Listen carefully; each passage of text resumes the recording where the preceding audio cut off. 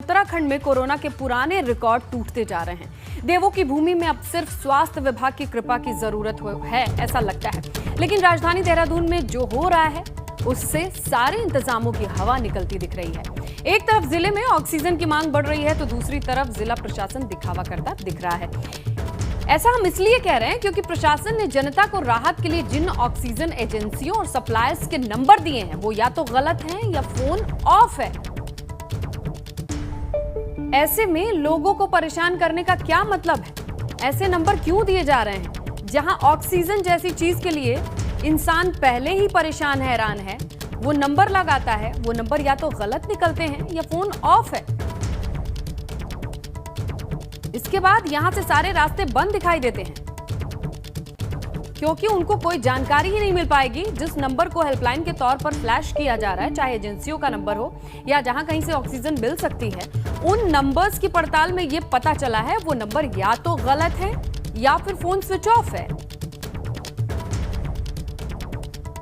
बिना जांच के ऑक्सीजन सप्लाई के लिए ये नंबर जारी कर दिए गए आनन फानन में। सीधा रुख करते हैं हमारे सहयोगी रवि कैंतुरा का। रवि, ये बताइए कि ये किस तरह का मजाक है? आनन फानन में नंबर देना है, लेकिन क्या बंद नंबर, गलत नंबर जरा सा एक बार चेक नहीं किया गया? दुरुस्त कब तक होगा ये सब?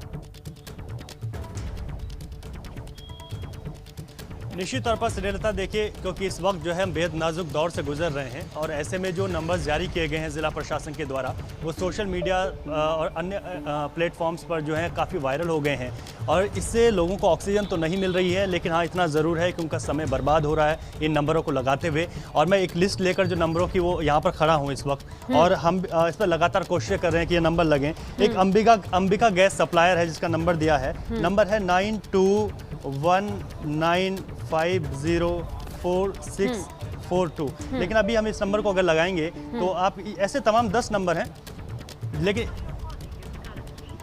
ये स्विच ऑफ आएगा। तो ऐसे ही नहीं, कभी और भी नंबर हैं, अगर हम और भी नंबर लगाएं तो एक ही नंबर नहीं, अगर एक नंबर और है बालाजी ऑक्सीजन का दिया है उसको हम लगाएं 9897530007। इस पर भी अगर हम लगाते हैं तो देखते हैं इस पर क्या कहता है। तो इसी तरीके से तमाम ऐसे नंबर्स हैं जो कि यहाँ पर दिए गए हैं वो स्विच ऑफ हैं। 10 नंबरों की लिस्ट जारी हुई है, कुछ नंबर इसमें गलत हैं, कुछ नंबर इस पर फ़ोन नहीं उठा रहे हैं और कुछ नंबर स्विच ऑफ हैं। तो ऐसे में जो लोगों का कीमती वक्त है वो कीमती वक्त कहीं ना कहीं बर्बाद हो रहा है। वो कीमती वक्त अब जो लोगों का है और जो एक आस है वो आस टूटती है। ऐसे में तो बहुत ज़रूरी है कि कौन जिम्मेदार है, कौन जिम्मेदार है जहाँ से ये नंबर आए हैं? क्योंकि कितना वक्त बीत गया है रवि, थोड़ी और डिटेल मिले, महकमा किसका और किस तरीके के? देखिए स्नेहलता, ये जो नंबर हैं ये जिलाधिकारी देहरादून ने जारी किए हैं। जिलाधिकारी देहरादून के बाकायदा इसमें सिग्नेचर हैं। अच्छा। इन जो नंबर्स यहाँ पर जारी किए हैं, लोगों को बड़ी राहत इन नंबर से दिखाई दे रही थी। ये नंबर्स अब हमें मिल गए हैं तो ऑक्सीजन मिल सकेगी, लेकिन हालात आज बेहद नाजुक हैं। इतना ज़रूर है क्योंकि हम हमेशा ही एबीपी गंगा हकीकत बताता है। हकीकत ये है कि अगर आप गैस जो एजेंसी है ऑक्सीजन की, वहाँ पर अगर आप चले जाएँ तो वहाँ पर ऑक्सीजन मिल रही है, लेकिन उससे पहले आपके पास खाली सिलेंडर ऑक्सीजन का होना चाहिए। अब आप अंदाज़ा लगाइए कि किस के पास ऑक्सीजन के खाली सिलेंडर घर में होंगे।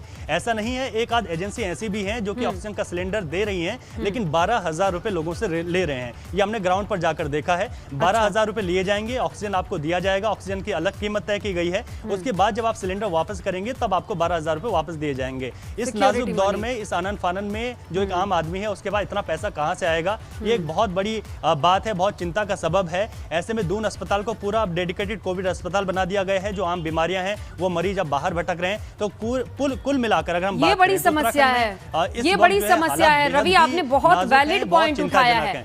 किसी अस्पताल को डेडिकेटेड पूरी तरह से कोविड अस्पताल बनाया जाना और बिना ये बताए कि जो रेगुलर आने वाले मरीज हैं, परेशान हो रहे हैं, उनको कोई ऑल्टरनेट नहीं दिया जा रहा है। वो कहाँ कंसल्ट करेंगे, कहाँ जाएंगे?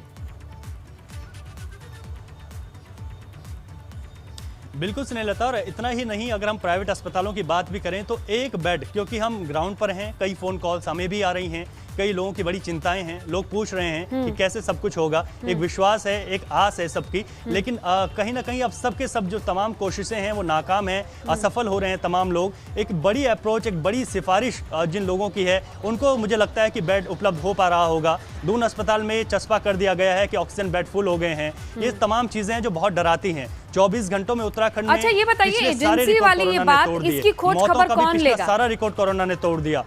ये इसकी खोज खबर कौन लेगा? इसे दुरुस्त कैसे किया जाएगा? अगर ये खबर दिखाई जा रही है, प्रशासन तक आवाज पहुंचती भी है, इनको कब तक दुरुस्त किया जा सकता है? इनका नंबर क्यों दिया गया है अगर ये फोन नहीं उठा पा रहे हैं तो? निश्चित तौर पर देखिए सुनीलता, जो हमारी बात हुई है, खुद जिलाधिकारी से बात हुई है, उनका कहना है कि इनको दुरुस्त कर दिया जाएगा। कुछ नंबर्स ऐसे हैं कि जो अब वो यहाँ पर जो ऑक्सीजन की सप्लाई करने में असमर्थ हैं, लेकिन ये तमाम चीज़ें शुरुआत में होनी चाहिए थी, क्योंकि एक दौर ऐसा उत्तराखंड में आया था जब कोविड के मामले पूरी तरीके से लगभग समाप्ति की ओर थे। तब ऑक्सीजन प्लांट लगाने की बात हुई थी, लेकिन उस वक्त जो है इसको नहीं देखा गया। राजनीतिक पार्टियां जो है अपने ही खेल में खेलती रही, अपनी ही तमाम रैलियां होती रही, तमाम जो है वोट बैंक की राजनीति रही, लेकिन एक पूरी तरीके से कोरोना को बीच में भुला दिया गया था। लेकिन सबको रवि सेकंड वेव आएगी यहाँ पर, क्या हम जिलाधिकारी को भी ट्राई कर सकते हैं?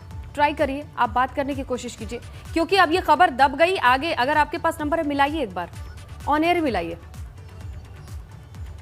देखते हैं बात करते हैं कि नहीं करते हैं। जी बिल्कुल, निश्चित तौर पर देखिए सुनीता, मैं बिल्कुल जो है हम बात करने की कोशिश करेंगे जिलाधिकारी से कि उनसे क्या बातचीत हमारी होती है और उनसे जो बातचीत हमारी होती है वो उस पर क्या कहते हैं, क्योंकि हम लगातार कोशिश ही कर रहे हैं कि वो इस पर कुछ कहें और इन सब चीज़ों को दुरुस्त करने की भी कोशिश करें। और मेरे सहयोगी यहाँ पर हैं जो कि यहाँ पर फ़ोन नंबर जो है मिलाएंगे, तो ज़रूर हम जो जिलाधिकारी का नंबर है उसको हम मिलाएंगे और कोशिश करेंगे कि उनसे जो है बातचीत हो सके।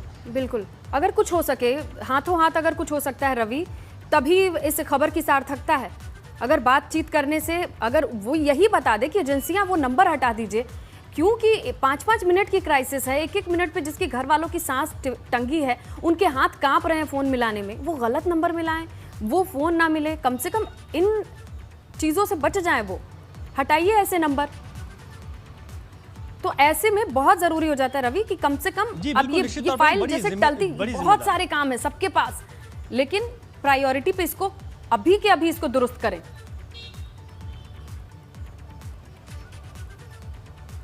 बिल्कुल, क्योंकि सुनीता, हम जैसे भी कह रहे हैं शुरुआत से ही, क्योंकि ये नंबर्स जो है सोशल मीडिया पर पूरी तरीके से वायरल हो गए हैं और लोगों के पास जो उनका वक्त है वो बिल्कुल ज़ाया हो रहा है, इससे कोई सुविधाएं उनको नहीं मिल रही है। कम से कम एक आदेश आपका ये होना चाहिए कि ये नंबर अभी काम नहीं कर रहे हैं, जल्द एक नई लिस्ट जारी की जाएगी। तमाम जो है इस तरीके के आदेश भी होने चाहिए ताकि लोगों को कुछ पता चल सके। तो बहुत महत्वपूर्ण है और हम लगातार कोशिश करेंगे कि जिलाधिकारी भी जो है इस पर कुछ बात कर सकें। हम जिलाधिकारी के पास भी जाएंगे, उनसे बात करेंगे कि वो इन सब चीज़ों को, इन सब समस्याओं को खत्म करने के लिए क्या कोशिश कर रहे हैं। तो ये बहुत महत्वपूर्ण है क्योंकि लगातार ये जो नंबर्स हैं, ये नंबर कम से कम बहुत सही होने चाहिए। जब तक सही नंबर अगर नहीं आते हैं तो लोगों को इससे कहीं ना कहीं परेशानी होगी, और जब परेशानी अगर लोगों को होगी तो उस परेशानी का ये मतलब ये राशन कार्ड और गैस सिलेंडर, एलपीजी कनेक्शन के लिए नंबर नहीं मिला है, जो आज नहीं लगे तो कल लगा लेंगे, ये नहीं लगा तो वो नंबर लगा लेंगे।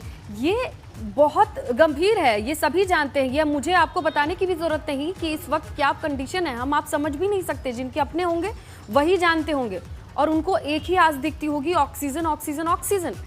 और ऐसे में अगर ये दुरुस्त हो सकती है तो क्यों ना दुरुस्त किया जाए। एक के बाद एक इतनी सारी चीजें, हम भी समझते हैं कि प्रशासन के पास भी बहुत दबाव है, लेकिन इसी दबाव के लिए वो बहुत अच्छी ट्रेनिंग लेकर यहाँ तक पहुंचे हैं, और हमारी उम्मीद भी उनके उसी लेवल पे होती है कि इस दबाव को वो हैंडल कर सकते हैं, तभी वो वहां हैं। हालांकि ये वक्त किसी ने नहीं देखा। जी रवि, आप कुछ कह रहे थे। बिल्कुल सुनीता, देखिए मैं कोशिश कर रहा हूं कि जिलाधिकारी को फोन लग सके, और जो जिलाधिकारी का नंबर इस वक्त मेरे पास है मैं उस पर फोन करने की कोशिश कर रहा हूं, लेकिन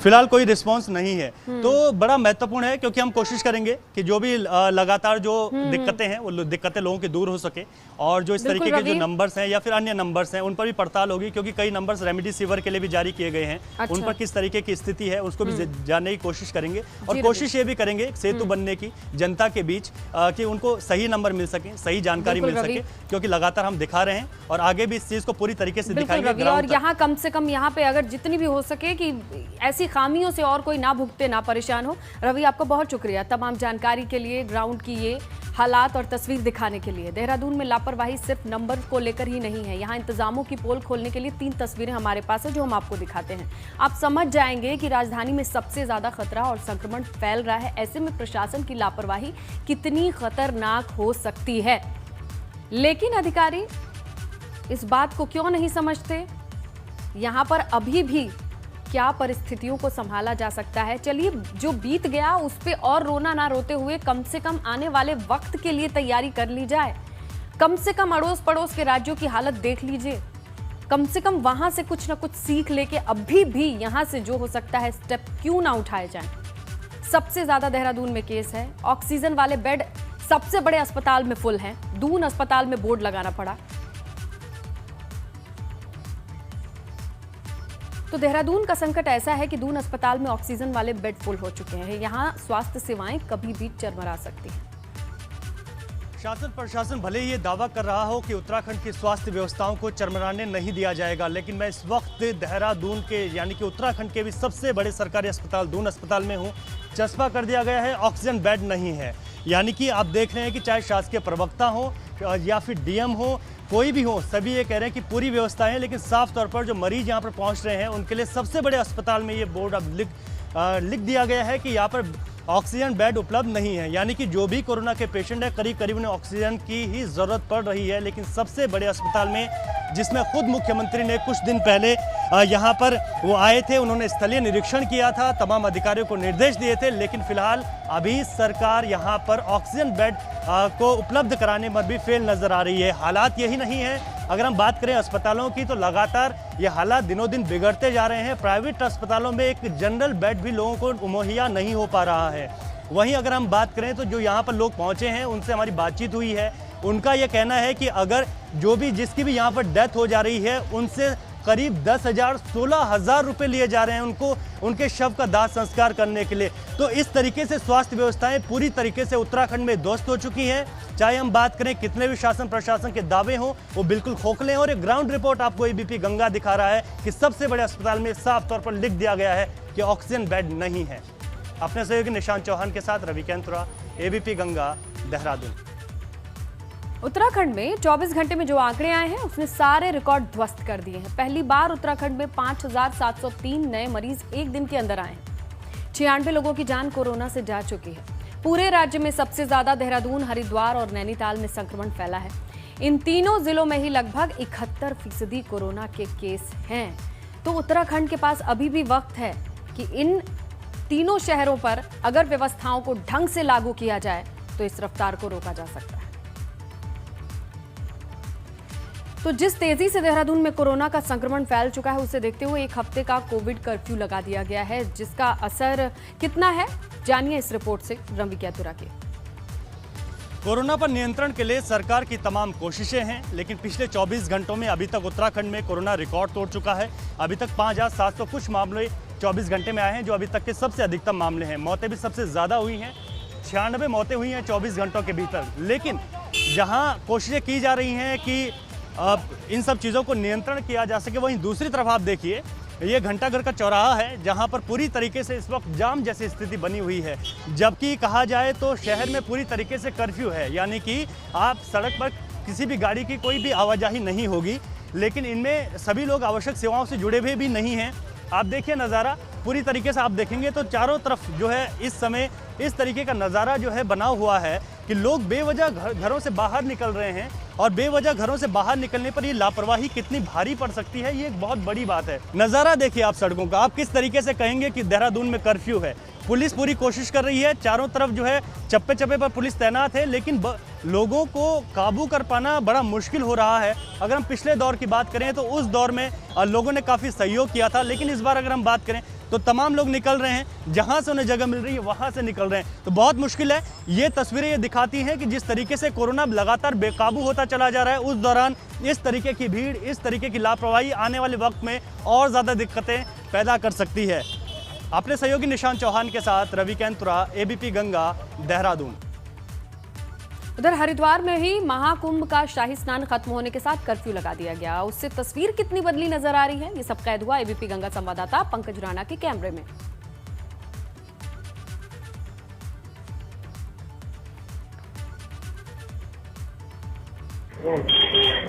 महाकुंभ के समापन के बाद हरिद्वार में कोरोना कर्फ्यू आज से लागू हो गया है। इस वक्त मैं हरिद्वार के मोती बाजार में मौजूद हूँ और आप देख सकते हैं पीछे जो दुकानें हैं ये सारी बंद हैं, सबके शटर नीचे गिरे हुए हैं। जो जरूरत की चीज़ों की दुकानें हैं उनको खोला गया, हालांकि कुछ दुकानें हैं उनको अभी खोला जा रहा है क्योंकि बाहर के जो कुछ लोग आए हुए हैं जो महाकुंभ में यहाँ मौजूद थे उनके जाने का यहाँ से सिलसिला शुरू हो गया है, इसीलिए वो लोग कुछ खरीदारी कर रहे हैं और कुछ दुकानें हैं वो मामूली तौर पर खुली हुई हैं। 12 बजे तक आज हल्की फुल्की छूट दी है ताकि जो लोग यहाँ आए थे वो यहाँ से जा सके। 12 बजे के बाद पूरी तरह से यहाँ कोरोना कर्फ्यू कड़ाई के साथ लागू किया जाएगा। पुलिस फोर्स अपने स्तर से व्यवस्थाएं कर रही है कि आने वाले दिनों में यदि दिक्कत होती तो उसे कैसे सुधारा जाए। कुल मिलाकर कहा सकता है कि आज से हरिद्वार में कोरोना कर्फ्यू लागू हो गया है और कल ये पूरी तरह से कड़ाई के साथ लागू यहाँ किया जाएगा और सख्ती बरती जाएगी कि ताकि जो कोरोना संक्रमण है उसकी जो चैन है उसको तोड़ा जाए। एक दुकानदार है वो अपनी दुकान के बाहर खड़े हैं, इंतजार शायद किस चीज़ का है आपका, दुकान बंद है, अब किस तरह की चीज़ें रहेंगी क्योंकि बिक्री नहीं होगी तो और भी समस्या पैदा हो सकती है। ये लॉकडाउन में तो दुकानें पूर्ण रूप से सुना जा रहा है कि 3 तारीख तक बंद है। इसको देखते हुए हम लोगों को बहुत दिक्कत हो रही है और अगर इस तरह की दुकानें बंद रहेगी तो हमारा जीवन यापन करना बड़ा मुश्किल हो जाएगा। गवर्नमेंट की तरफ से कोई ऐसा कदम नहीं उठाया गया। अगर ये लॉकडाउन ही करना था और ये मेला भी विफल करना था तो मेरा अपना मानना है कि 13 तारीख को ही लॉकडाउन लगा देना चाहिए था। लोगों को दिक्कतें हैं क्योंकि मार्केट बंद होगा तो खरीदारी लोग नहीं कर पाएंगे तो इनका व्यवसाय भी नहीं चल पाएगा। हालांकि कोरोना चैन को तोड़ने के लिए, कोरोना की रोकथाम के लिए जरूरी है कि जो सख्ती है वो बरती जाए ताकि जो संक्रमण लगातार उत्तराखंड में बढ़ रहा है उसको रोका जा सके। हरिद्वार से अपने सहयोगी संजय कुमार के साथ पंकज राणा, एबीपी गंगा। नैनीताल की बात कर लें तो वहां भी कोविड कर्फ्यू का दूसरा दिन है। क्या हालात हैं, देखिए अंकित शाह की रिपोर्ट। जिले में लगातार बढ़ रहे कोरोना संक्रमण को देखते हुए नैनीताल जिला प्रशासन ने कोरोना कर्फ्यू लगाया हुआ है और आज कोरोना कर्फ्यू का दूसरा दिन है और इस समय हल्द्वानी के नैनीताल रोड में यहाँ पर खड़ा हूँ और आप देख सकते हैं कि जो ट्रैफिक है सुचारू रूप से यहाँ पर चल रहा है। भले ही यहाँ पर जो दुकानें हैं वो यहाँ पर बंद नज़र आ रही है, जितने भी जो दुकानें हैं यहाँ पर बंद है, लेकिन जो ट्रैफिक है सुचारू रूप से चल रहा है। लोग यहाँ पर लगातार घूमते हुए नज़र आ रहे हैं। आपको बता दें कि नैनीताल जिले में 800 से ज़्यादा कोरोना पेशेंट्स की तादाद हो चुकी है और इसमें लगातार बढ़ोतरी हो रही है, लेकिन उसके बावजूद भी यहाँ पर लोग घूम रहे हैं। जो पुलिस प्रशासन की बात करें तो यहाँ पर सख्ती नहीं दिखाई दी जा रही है। लगातार जो वाहन है वो आ रहे हैं। भले ही 12 बजे तक समय दिया था कि 12 बजे तक आवश्यक सेवाओं में यहाँ पर खरीदारी कर सकते हैं, लेकिन उसके बावजूद भी यहाँ पर चेकिंग नहीं दिख रही है। अगर ऐसी स्थिति रही तो हल्द्वानी में आने वाले समय में काफ़ी दिक्कतें पैदा हो सकती है। अंकित शाह, एबीपी गंगा, हल्द्वानी।